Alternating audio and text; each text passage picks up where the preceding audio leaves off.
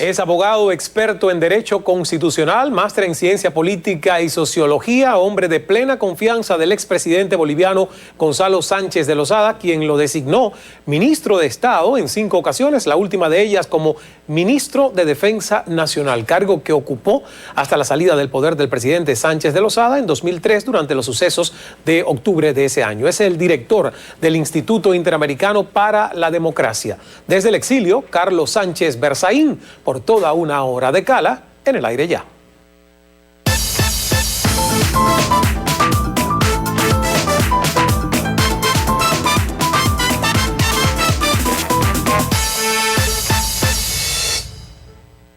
Saludos desde Miami, soy Ismael Cala, bienvenidos. Les recuerdo que estamos en vivo, así que recibiendo comentarios y preguntas durante esta hora mayormente dedicada a Bolivia, pero no exclusivamente. Vamos a hablar también de América Latina como región y esperando los comentarios en @CalaCNN, Twitter y también en nuestra comunidad en Facebook, CalaCNN. Ahora, antes de la entrevista con el señor Sánchez Berzaín, nuestra reflexión.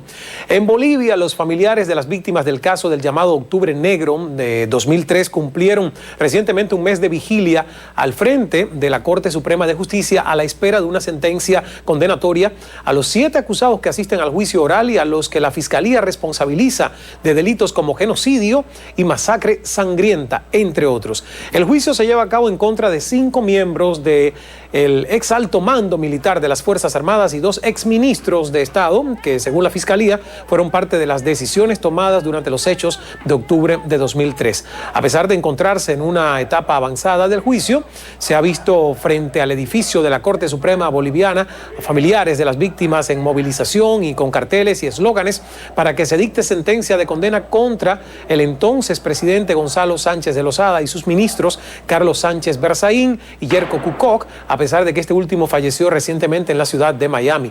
Cabe recordar que la proposición acusatoria del entonces diputado Juan Evo Morales Ayma, actual presidente constitucional del Estado Plurinacional de Bolivia, efectuada en fecha 20 de octubre de 2003, señala que Gonzalo Sánchez de Lozada, Carlos Sánchez Berzaín y Yerko Andrés Kukoc del Carpio son responsables de los hechos acaecidos entre el 20 de septiembre y el 16 de octubre del año 2003, cuando ocurrió la llamada por algunos Guerra del Gas en Bolivia. Sin embargo, y a pesar de la acusación hecha por el alto gobierno y muchos de sus seguidores, en el requerimiento conclusivo del fiscal Mario Uribe no existió petición alguna de condena ni pena contra Sánchez de Lozada, Carlos Sánchez Berzaín, ni contra el fallecido Yerko Andrés Kukoc. Pero, ¿qué fue realmente lo que pasó durante aquellos días de septiembre, octubre de 2003? ¿Es este acaso un juicio objetivo o se está usando a la justicia políticamente? ¿Son estos 7 acusados los responsables de los supuestos delitos de los que se les acusa? Vamos a conversar sobre esto para comenzar el diálogo con nuestro invitado, el director del Instituto Interamericano para la Democracia, desde el exilio aquí en Miami, Carlos Sánchez Berzaín, uno de los acusados de estos hechos y quien en esos momentos era el ministro de Defensa de Gonzalo Sánchez de Lozada. Bienvenido, señor Sánchez Berzaín, ¿cómo está? Mucho gusto. Un gusto que esté con nosotros. Vamos a hablar, por supuesto, más adelante en el programa sobre democracia en Bolivia, sus puntos de vista sobre lo que está ocurriendo en su país y en otros países de América Latina como director del Instituto, el Centro Interamericano para la Democracia. Pero hablando de estos hechos que le conciernen como protagonista, al menos en lo que nos llega desde Bolivia en medio de este juicio que no termina. Ministro de Defensa, cuando ocurre esto, mucha gente incluso está alegando durante el juicio, como el caso del excomandante en jefe de las Fuerzas Armadas, general Roberto Claros, que él fue sobrepasado y aislado por el entonces ministro de Defensa, Carlos Sánchez Berzaín, y que no ordenó la movilización de tropas, sino que fue una orden directamente dada por usted. Antes de hablar de eso, yo quiero que usted me diga qué fue justamente este octubre negro, desde su punto de vista para nuestra audiencia internacional. ¿Qué pasó? Bueno, fue el tercer intento de desestabilización democrática para derrocar al presidente Sánchez Lozada.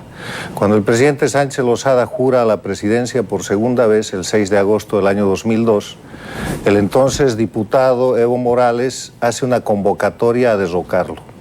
Y pese a que nuestro gobierno hable un diálogo nacional entre agosto del 2002 y diciembre del 2002, Evo Morales empieza con bloqueos de caminos, con expresiones de violencia en enero, Se produce un intento de asesinato del presidente en febrero con un motín policial y en agosto, en medio del 2003, en medio de un diálogo nacional convocado por la Iglesia, Evo Morales rompe y anuncia que va a ir a la confrontación, y eso es lo que hace. Y en ese tercer intento violento que dura varias semanas de derrocar al presidente Sánchez Lozada, lo logra y destroza la democracia boliviana con el rumbo que hoy día conocemos de haber puesto a Bolivia en una situación de un autoritarismo sometido al proyecto de Caracas y La Habana, que participa en ese proceso de derrocamiento de Sánchez Lozada. Este movimiento se le llama, o esta etapa se llama la guerra del gas, porque según tengo entendido, las reclamas que se hacían estaban en desacuerdo con la supuesta política del gobierno de exportar el gas boliviano a través de Chile a Norteamérica con ayuda de fondos internacionales. ¿Cuál fue la política del gobierno de Sánchez Lozada? No había nada firmado sobre el particular. Pero era una propuesta. Lo que había era una propuesta en ese sentido. Se acusaba de traición a la patria de ir por Chile, pero absolutamente eso fue un discurso. Tan así es que después no tuvieron forma de demostrar aquello. Lo que hay que ver en octubre del 2003 es un procedimiento violento, delictivo y deliberado para terminar con la democracia y para forzar al presidente Sánchez Lozada a renunciar. Y acto seguido, los derrocadores se benefician exigiendo al sucesor, a Carlos Mesa, un decreto de amnistía para que sean perdonados por los delitos que habían cometido. Y conforme sucede eso, Evo Morales plantea un juicio de responsabilidades contra las autoridades que había sacado del poder. Entonces aquí estamos frente a un proceso que es esencialmente político, muy bien articulado y muy bien operado en términos de propaganda y de movilizaciones que son apoyadas y financiadas por el propio gobierno de Evo Morales para desprestigiar al gobierno que han derrocado y donde, haciendo uso de la Corte Suprema de Justicia que ellos controlan, porque han cambiado a todos los magistrados y todos responden a Evo Morales, el fiscal y todo el mundo, resulta que Morales es el acusador, Morales es el juez y Morales es la persona que está usando este instrumento como un mecanismo para terminar con lo que él llama la vieja política en Bolivia. Ahora, ¿por qué hubo 65 muertos? Porque yo podré entender que políticamente usted me esté dando argumentos que perfectamente podrían ser. Lo que quisiera entender es, como ministro de Defensa, ¿qué tipo de órdenes tuvo que dar a esos militares para que de esta movilización que siguen pasando hoy en día en Bolivia? Porque hoy justamente yo revisé los titulares y hay una manifestación de personas que están exigiendo que le llegue el gas a su comunidad y la policía ha tenido que disolverla. No leí que hubo muertos en esa disolución de esa manifestación, pero en octubre de 2003 hubo 65 muertos, niños incluidos, por lo que he leído, y después murieron otras 9 personas y más de 400 heridos.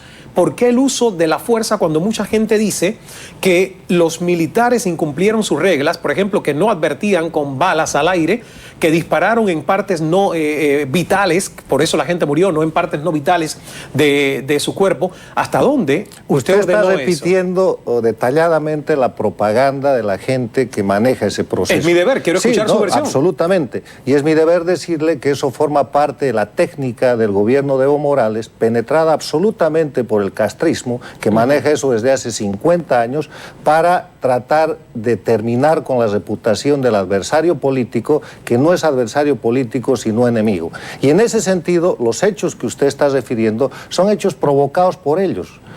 Las Fuerzas Armadas de Bolivia, en el régimen del presidente Sánchez Lozada, no salen a la calle sino a rescatar en un primer momento un conjunto de ciudadanos nacionales y extranjeros que estaban secuestrados en una población rural.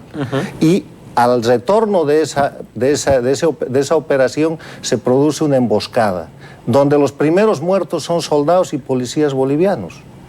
Y pasando el tiempo, estos hechos criminales son incluso confesados por la gente que los protagoniza. Este es el socio de Evo Morales, Felipe Quispel Malcu, que dice: yo ordené la emboscada de Huarizata. Entonces, hay muertos porque estos señores matan y asesinan para deteriorar la democracia y para apropiarse de esas muertes y poder consolidar un proceso de derrocamiento de un régimen democrático. Y precisamente por eso lo que nosotros pedimos es una investigación imparcial, donde, dejando de lado esos decretos de amnistía. Usted sabe lo que es una amnistía. Claro. Una amnistía es el perdón, y no se perdona a los inocentes, se perdona a los culpables. Y de Evo Morales al último de sus agitadores nacionales y extranjeros en ese proceso que se llama la guerra de Octubre Negro, la guerra del gas, están amnistiados, no van a proceso.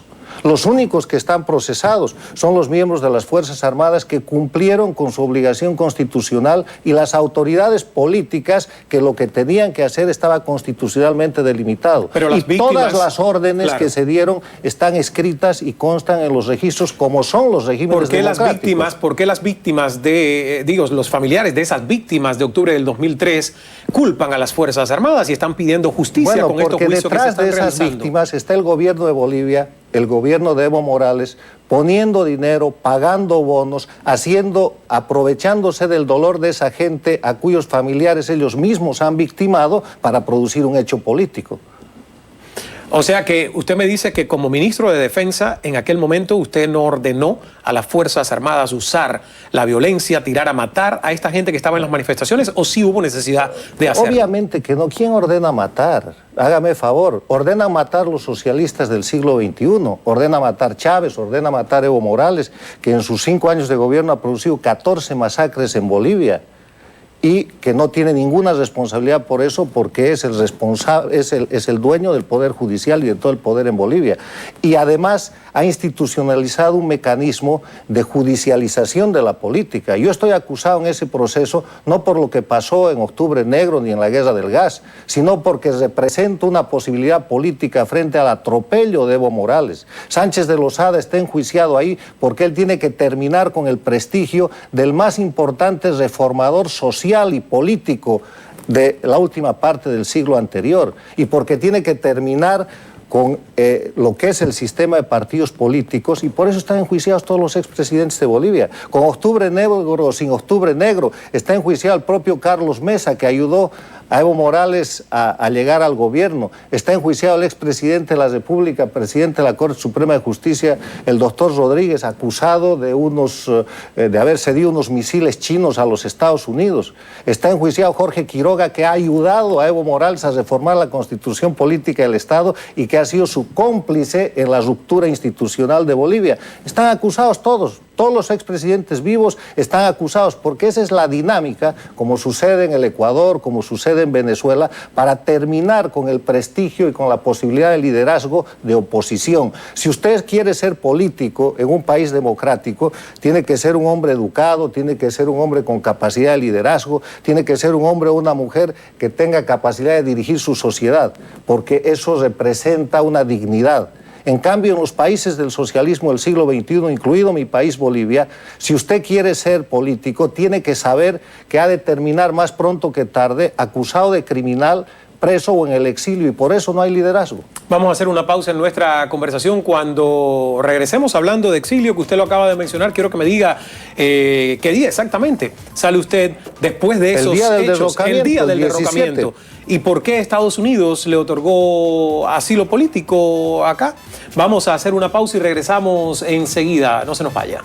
Y continuamos la conversación con nuestro invitado, el señor Carlos Sánchez Berzaín, director del Instituto Interamericano para la Democracia. Y estábamos hablando, justamente para terminar con toda esta época de su carrera política en Bolivia, de su exilio. Sale el mismo día del derrocamiento. Eso se le llama... ¿Cómo en la historia de Bolivia se conoce, además de Octubre Negro? Y esto no es un golpe de Estado, es simplemente que huye el presidente. ¿Cómo no es? A ver. Técnicamente es un golpe de Estado porque por la fuerza se copa la sede de gobierno. El presidente es obligado a retirarse y luego es obligado a renunciar. Él presenta una carta de renuncia en cuyo texto expresa al Congreso el pedido de que no se acepte la carta de renuncia porque esta no es la forma de retirar a un presidente democráticamente elegido. Y que él firmaba esa carta bajo presión y en las circunstancias que se habían producido en el país. Él espera en el aeropuerto de Santa Cruz que el Congreso se pronuncie. Cuando el Congreso se pronuncia, tomamos el avión de vuelo regular para salir a los Estados Unidos. Ahora, eso es un derrocamiento porque eso rompe todo el andamiaje institucional Y la razón por la que el presidente finalmente accede a firmar esa carta de renuncia es para evitar que Bolivia se vea sancionada con la pérdida de los créditos de organismos multilaterales y de países amigos en una ruptura directa del proceso democrático. Entonces, ¿Pide usted asilo político acá en Estados Unidos? No, nosotros le damos a Estados Unidos con la esperanza de regresar muy pronto a Bolivia, que todo esto se aclare, pero ahí se produce esta dinámica política donde se vuelve una bandera para la toma del poder el tema de Octubre Negro. Le dicen la guerra del gas, Evo Morales plantea su demanda. Le quiero avisar que además la demanda es rechazada por el Congreso boliviano. No debería existir demanda. Forzan eso, presionan al Congreso y lo obligan a volver a votar, cosa que es absolutamente ilegal. Cambian fiscal general, cambian magistrados, cambian jueces, destrozan el sistema de control de constitucionalidad hasta que tienen un tribunal que puede hacer lo que ellos quieren, que es lo que están haciendo. Ahora, yo quiero decirle algo. Del gabinete del presidente Sánchez Lozada, en ese primer ataque a la democracia, salimos los ministros no solamente a Estados Unidos, al Perú, a Europa, al Brasil, y todos los países conceden asilo político. Y el asilo político es un reconocimiento de que hay persecución política y no hay garantía de debido proceso, porque les reitero, el actuante, el operador, el artífice del derrocamiento es el acusador, Evo Morales. Después es el presidente y ahora es el dueño del Poder Judicial. Yo quiero saber quién, en su sano juicio, puede creer que ese es un proceso imparcial. Y además se utiliza ese pretexto para ocultar la verdad y para hacer del tema de ese hecho de derrocamiento, ruptura democrática y de derramamiento de sangre además al que Evo Morales está acostumbrado. Antes de ese hecho, en cada gobierno, no solamente en los gobiernos de Sánchez Lozada, Evo Morales protagonizaba cada año una masacre con los cocaleros, en el gobierno de Paz Zamora, en el primer gobierno de Sánchez Lozada, en el gobierno de Banzer, en el gobierno de Quiroga, y en el gobierno de Quiroga fue expulsado Evo Morales del Congreso de la República por haber protagonizado la masacre de Sacaba, donde atacó ambulancias sin seguridad y mató a la gente que iba ahí adentro. Ahora, entonces, estamos hablando de una violencia que tiene un origen, que es el origen cocalero, vinculado al narcotráfico de la persona que hoy día es presidente de la República y que utiliza esta dinámica para terminar con los adversarios políticos. Pero además de eso le quiero agregar algo. Usted dirá, bueno, ¿se puede o no se puede creer a este grupo de gente que salió derrocada? Pero después nosotros solamente formamos parte de la primera tanda del exilio boliviano. Después, cuando Evo Morales toma el poder, produce más agresiones ya desde el poder y hay nuevas camadas de exiliados bolivianos. Ataca a él a la gobernación de Pando y coge preso al gobernador electo, Leopoldo Fernández, y es hoy día un preso político sin proceso en la cárcel de alta seguridad de Chonchocoro en La Paz, como si fuera un criminal. Ataca a los autonomistas de Santa Cruz y produce un caso de supuesto terrorismo, y hoy día son exiliados políticos, Branko Marinkovic y todos los dirigentes de ese comité cívico. Ataca a empresarios que, como el caso del empresario Humberto Roca, lo único que hace es pedir reglas claras, el dueño de la empresa o mayor accionista de la empresa aérea boliviana, y tiene que salir al exilio acusado de que ha cometido delitos contra el Estado y contra el presidente. El exilio boliviano no solamente es el exilio de octubre del 2003, es el exilio del 2005, el 2007, el 2009, es el exilio de jueces que han tenido que salir al Brasil y aquí mismo a Estados Unidos, como el juez Ustaris y otro juez que está en el Brasil, que por no hacer caso al gobierno de Evo Morales son enjuiciados inmediatamente. Claro, pero ¿por qué algunos salen, el caso suyo, le unió una amistad personal al presidente que pudo salir, porque hay algunos exministros que están siendo juzgados y que son acusados porque están en el país. Hay otros que salieron ya del país. Vamos a hacer una pausa. Ellos no han salido porque no han querido. La gente que está ahí se ha quedado voluntariamente. Yo he pedido a compañeros del gabinete que en aras de su seguridad, por no existir seguridad jurídica, dejen el país. Los que han querido quedarse están ahí sometidos a vejaciones incluso físicas, porque el gobierno agarra a esa gente que usted ha visto marchar y los manda a pegar. Hace unas semanas le han roto la cara y le han destrozado parte del oído al exministro de Trabajo, un hombre de izquierda que formaba parte de nuestro gabinete, por matones que el gobierno manda que hagan esas cosas. Vamos a hacer una pausa y regresamos a la conversación. No se nos vaya, volvemos enseguida. Regresamos a la conversación con Carlos Sánchez Berzaín, director del Instituto Interamericano para la Democracia. Y justamente hay algunas preguntas. Por ejemplo, Romanza dice, mi pregunta para Carlos Sánchez, ¿cree que las elecciones judiciales aumentarán la democracia en Bolivia? Mire, yo no creo porque eso es otra de las farsas, pero tengo conmigo una revista de esta semana, de una encuesta, una revista boliviana, que dice: las elecciones judiciales no se ven limpias. 74% de los bolivianos dicen que las elecciones no serán limpias y 72% de los bolivianos dicen que no cambiarán nada en la justicia. ¿Sabe por qué? La justicia en Bolivia, igual que en Venezuela, igual que en el Ecuador, igual que en los países ocupados por el socialismo del siglo XXI, se ha convertido en un instrumento de represión política y de inducción de miedo a la población. ¿Qué cambia con estas elecciones? ¿Qué está en juego? ¿Por qué se hacen? Es que Evo Morales lo que hace, siguiendo la agenda castrista, es generar su propia legalidad. O sea, tiene que tener leyes para todo. Y ahora ha hecho una ley en la constitución de Evo Morales para elegir a los jueces. Y está eligiendo sus jueces. Entonces le va a decir al mundo, la democracia en Bolivia es tan intensa, hay tanta democracia en Bolivia que hasta los jueces son elegidos.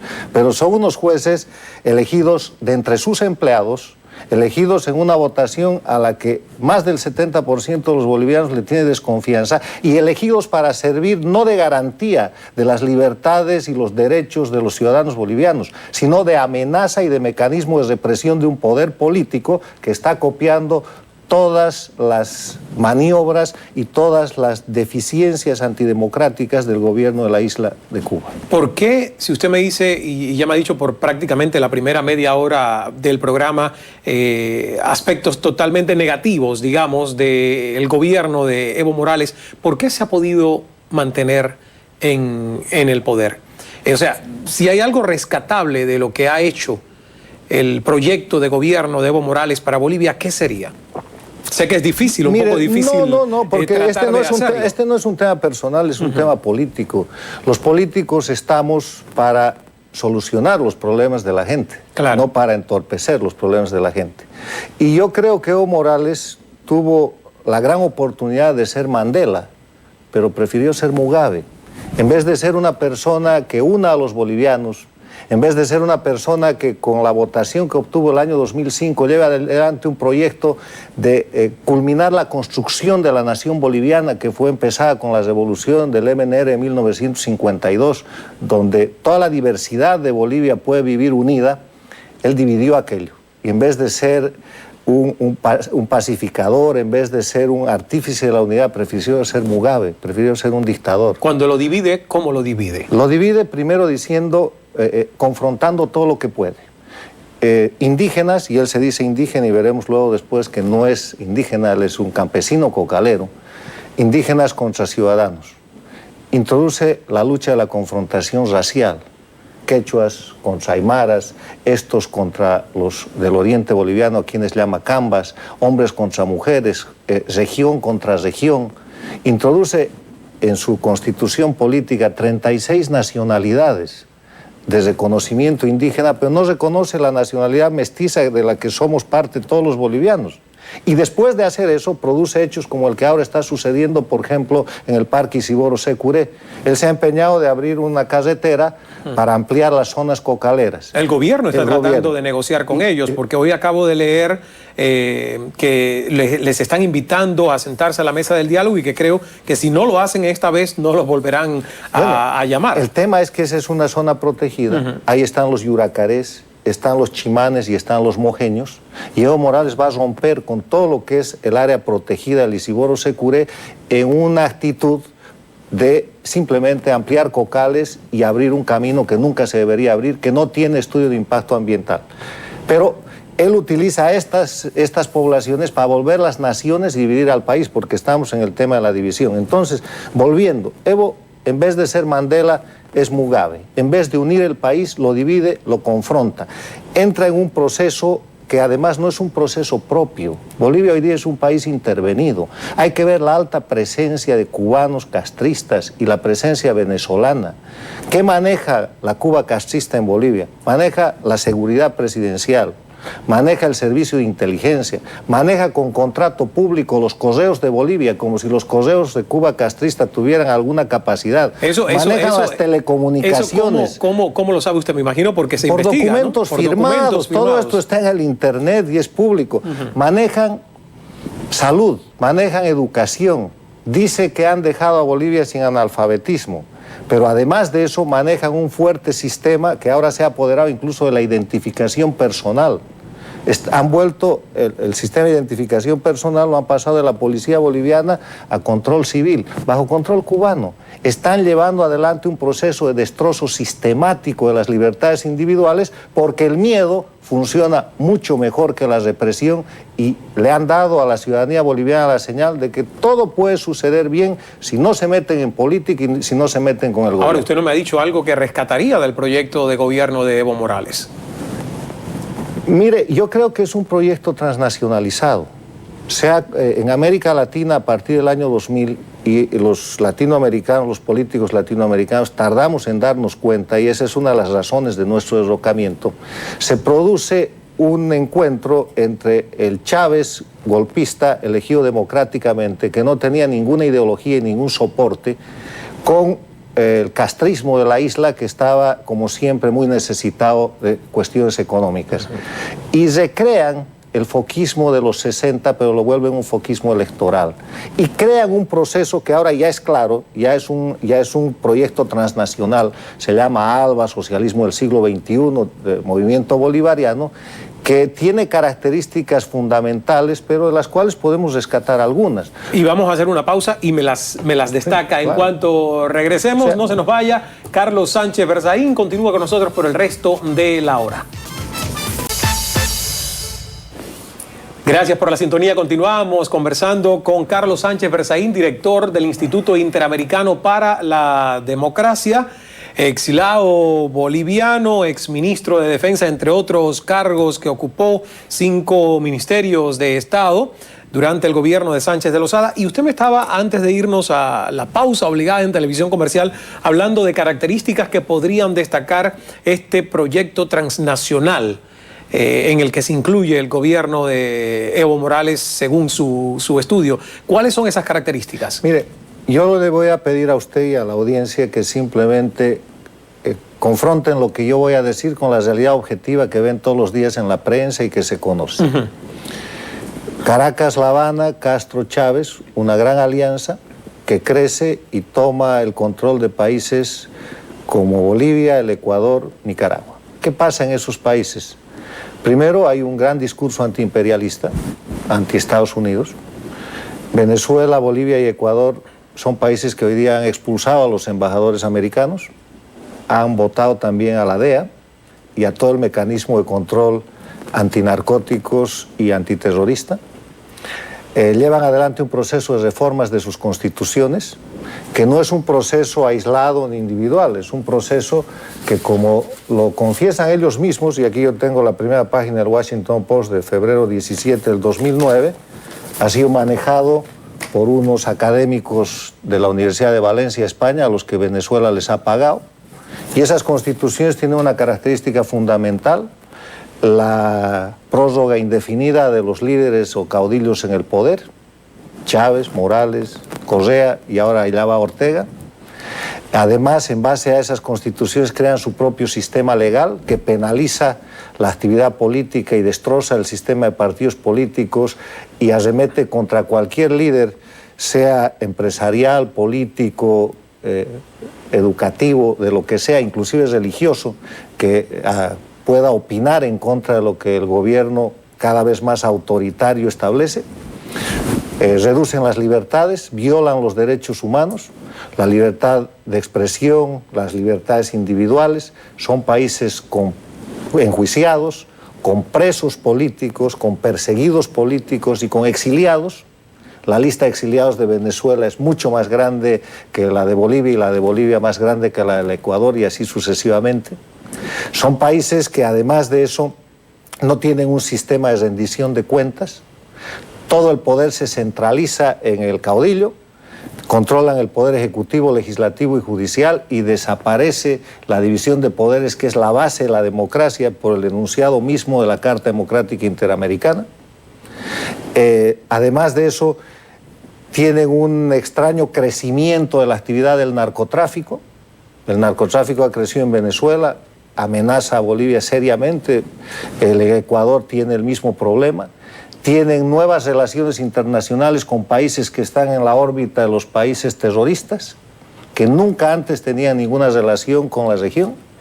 Llevan adelante un proceso de judicialización y criminalización de la política y, en resumen, generan disposiciones de carácter represivo para tener un gobierno autoritario cada vez más fuerte.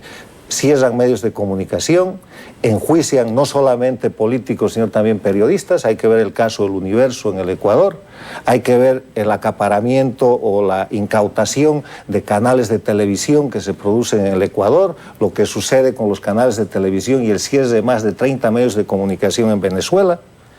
En Bolivia utilizan ese mecanismo poniéndole bombas a las antenas de un canal de televisión, pero después se compran medios de comunicación con capital venido de Venezuela, se han comprado el periódico La Prensa, la Red ATV. O sea que cuando para un poco definir lo que usted está diciendo de la influencia tanto de Cuba como de Venezuela en Bolivia, hablaba de la presencia de cubanos desde la seguridad del Estado hasta otras... Hasta el correo. Hasta el correo. Pasando por el pinchado de sus teléfonos y terminando con el manejo de la salud y educación. En el caso de Venezuela, ¿cuál es el apoyo directo a Bolivia? En el caso de Venezuela, Venezuela maneja la billetera, Cuba maneja la tecnología política, porque hay que reconocer algo al castrismo, tiene muy buena formación política porque ha vinculado su actividad política a un conjunto de acciones totalmente liberadas de principios que están vinculadas a trabajos de inteligencia, de miedo y de amedrentamiento. Entonces, las embajadas más importantes hoy día en Bolivia, si alguna vez fue la embajada norteamericana acusada de imperialismo, la embajada más importante hoy día es la de Cuba, seguida de la embajada de Venezuela, que han crecido inclusive en tamaño, en instalaciones y en una operación pública. Han llegado al punto que hace unos meses se ha inaugurado en Santa Cruz, Bolivia, la Escuela del Alba, que es una escuela para militares y policías que están siendo entrenados en la nueva doctrina del Alba. Y a esa inauguración llegó casualmente invitado el ministro de Defensa de Irán, acusado por las violaciones y el acto de terrorismo en la AMIA de Buenos Aires. Fue público el evento. Entonces, les estoy hablando de cosas concretas, no son cosas que Sánchez Berzaín ha venido a contarle. Todo está recogido en la prensa y lo que le estoy diciendo son hechos que están sucediendo. El caso del periodista Emilio Palacio en el Ecuador, enjuiciado por $80 millones. ¿Usted cree que un juez que no dependa de Rafael Correa puede dictar en 3 días una sentencia de ese tipo para mandar a la cárcel no solamente al periodista que escribió un artículo editorial que no puede ser penalizado, sino a los dueños del medio de comunicación? ¿Usted cree que en Venezuela, sin que Chávez controle el poder judicial, sería posible que el señor Rosales, que era un líder potencial político, esté hoy día exiliado en el Perú? Lo mismo pasa en mi país, solo que en vez de llamarse Rosales o en vez de llamarse El Universo, se llaman Roca, se llaman Sánchez de Lozada, se llaman Sánchez Berzaín, se llaman Marinkovic, se llaman Pérez, se llaman los ciudadanos bolivianos que atentan contra el poder autoritario de Evo Morales, agente de esta operación cubano-venezolana, reclamando por libertad, reclamando por democracia. Y hoy día me he llevado una declaración llena de adjetivos del jefe de bancada del MAS en Bolivia, a quien agradezco por sus calificativos, porque en una entrevista que se registra en la prensa boliviana el pasado fin de semana, yo digo que no sé si Bolivia ya es un narcoestado o cuánto le falta para hacer aquello. Pero hago la pregunta, claro. Entonces, él en vez de contestar y analizar el tema como corresponde, dice este es un descalificado. Claro, descalificados somos todos los que reclamamos por la libertad, por la democracia, por los derechos humanos o por los fundamentos de la civilización actual. Pero sobre el tema del narcotráfico quiero que hagamos una pausa, nos vamos a publicidad y cuando regresemos entonces hablamos del narcotráfico, Bolivia y por qué crece en muchas partes de América Latina y de la decisión de Bolivia de separarse temporalmente del Tratado Antidrogas Mundial. De Viena. Vamos a hacer una pausa, regresamos enseguida, no se nos vaya. El director del Instituto Interamericano para la Democracia, Carlos Sánchez Berzaín, por toda esta hora de Cala. Hay muchos comentarios en las redes sociales. Enrique 781, excelente el entrevistado de hoy. Está haciendo una radiografía precisa de la realidad venezolana. Está también, por acá dice H. Arandia, interesante, pero lo único que la memoria recuerda son las balas ordenadas por su ministerio, señor Berzaín. Está por acá el comentario de Alexander 11, por favor, que sarta de mentiras. Este señor debe presentar pruebas y no solo palabras. Sayid RP, viendo Cala con Carlos Sánchez Berzaín, muy interesante. Socialismo en el siglo XXI. Como siempre, temas políticos, democracia, polarización de opiniones, que se vale, por supuesto. Esa es la libertad y hay que respetar las opiniones que van, vienen, que gustan o que no gustan, porque las palabras no matan, las palabras enriquecen. Podemos estar en desacuerdo. Si usted hace esta operación en Bolivia, usted y yo vamos presos a la salida. Lo mismo que en Venezuela o en el Ecuador. Bueno, creo que hay muchos países o le hacen donde un juicio por 80 millones de dólares. Entonces, aprovechemos esto y escuchemos lo que la gente quiere decir. Lo que no quita que también cuando tenemos una charla como esta, y por eso usted ha traído, creo que documentos, y siempre pido, porque también soy de los que me gusta escuchar cuando hay pruebas. Ahora, cuando hay dominio público de información, como muchos de los temas que has mencionado, pues están escritas las opiniones y los consensos y las investigaciones. Ahora, en el caso del narcotráfico, y esto ya lo hablaba con el señor Cayetano Llobet, que estuvo también en el programa y fue un tema interesante el hablar de Evo Morales y todo el tema relacionado con la coca, el narcotráfico en Bolivia. ¿Por qué cree que es un problema que se está yendo de las manos y que está creciendo el narcotráfico en el país? Y eso está puesto en los diarios bolivianos. Bueno, es muy sencillo. Evo Morales es el dirigente de los cultivadores de la coca ilegal. En Bolivia hay dos clases de coca frente a la ley. Hay la coca legal, que sirve para el uso tradicional del acullico, para los usos medicinales, para todo aquello que es legal. Son 12.000 hectáreas de coca que están autorizadas por la ley boliviana y por la Convención de Viena. 12.000 hectáreas es mucha coca. Y todo el resto y esa coca está básicamente ubicada en los yungas de La Paz. Evo Morales es dirigente de la zona del trópico de Cochabamba, que se conoce como Chapare. Ahí está la coca ilegal. Esa coca ilegal empezó siendo más o menos 35.000 hectáreas en el momento más duro, el año 93-94, como cuando me tocó a mí como ministro de Gobierno dirigir la lucha contra el narcotráfico, y de ahí vienen los cariños y afectos que Evo siente por mí, porque él ha sido el permanente opositor. Nos hemos tenido que confrontar por el tema de la erradicación de la coca ilegal. Yo representaba la lucha del Estado contra el narcotráfico a partir del año 94 por muchos años, y Evo representaba la violencia cocalera para mantener o ampliar la materia prima para el narcotráfico, que es esa coca ilegal. Ahora, Evo Morales hace una carrera política y hace de la coca el instrumento de movilización popular en los sindicatos cocaleros de la coca ilegal. Llega al gobierno, rompiendo la democracia, ganando apoyo internacional, con dinero de Chávez, con asesoramiento de Castro, y en el gobierno su base política de movilización es la base cocalera. Todos los gobiernos anteriores han tenido problemas con los cultivadores de coca, menos Evo. ¿Por qué? Porque los cocaleros están en el gobierno. Entonces, ¿qué es lo que pasa? De 3.000 hectáreas más o menos de coca ilegal que había el año 2003 cuando Sánchez Losada es derrocado, hoy día hay casi 40.000 hectáreas de coca. Y eso quiere decir multiplicar por 10 o más la materia prima para producir cocaína. Pero además se produce un hecho adicional.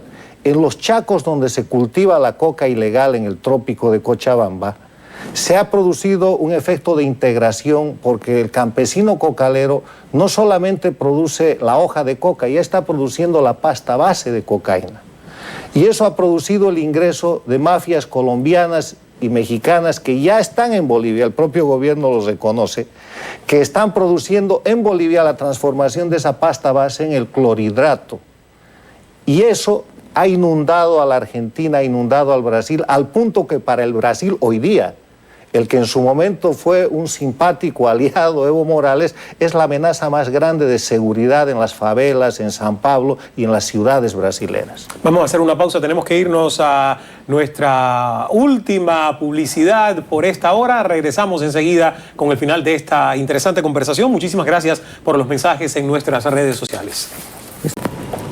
Y ya es el final de la conversación con Carlos Sánchez Berzaín. Se nos acaba el tiempo solo para la última palabra, así que me quedo con deseos de hablar de por qué Evo Morales dijo que tenía miedo de viajar con su avión, porque miedo a que le metan algo malo para implicarlo en narcotráfico. Bueno, eso es lo que los discursos que hace contra el gobierno americano, pero yo creo que para la última palabra es importante, aprovechando la dimensión del programa y el alcance de CNN, pedirle al mundo que mire a Bolivia. Pedirle al mundo que mire al Ecuador, que mire a Venezuela. Son estados que ya no merecen ser llamados democracias. Son estados en los cuales el autoritarismo, la violación de los derechos humanos, el atropello a la libertad, el convertir al adversario político en enemigo y buscar eliminarlo se ha vuelto la regla. Y que están encubiertos bajo un ropaje de democracia que no merecen.